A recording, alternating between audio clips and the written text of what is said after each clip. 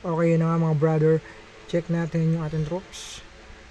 Gagamit tayo ng Dragon Rider and Dragon.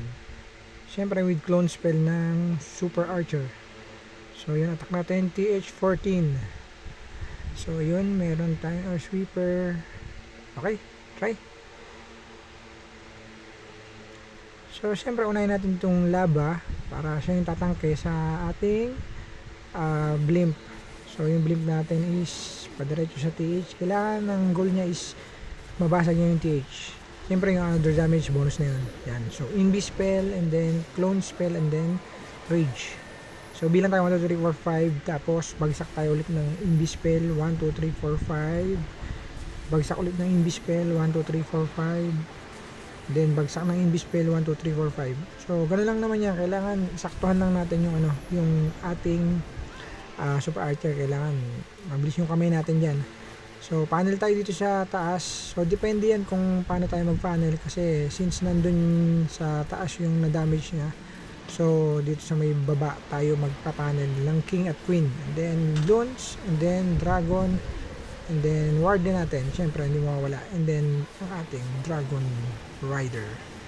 Syempre si Royal Champ, support siya sa may right side mo para kung ano yung damage na medyo hindi siya pantay, dun siya papasok. So ayan, nakuha na natin yung Eagle Artillery. So diretso lang. Okay, may nanonood pa sa atin. Siyempre possible yung kalaban or possible kakampi natin yan. Diretso lang natin. And then kapag malapit na tayo dito sa scatter shot, medyo masakit kasi ito, saka natin gamitin yung Warden ability natin. So ayan na nga, Warden ability tayo. Ang Warden ability nga pala natin, ang equipment natin is yung heal. So malaking bagay yan para sa mga dragon. So guys, ang dragon isa sa mga malakas na troops sa TH14. So talagang malakas talaga siya. Pag napanel mo siya ng ayos, solid siya mga brother. Kaya kailangan talaga magaling ka lang magpanel dito. So kung nakikita nyo, ayan, scatter shot, tinitiran na ating dumatay. So marami pa naman tayong dragon. So tingnan natin kung matatriple. Ganito yung mga oras na medyo delikado, kasi gawa ng tingnan nyo naman hindi na kuha yung scatter. Buti na lang meron pa tayong Dragon Rider. So yan, diretso multiple inferno pa to.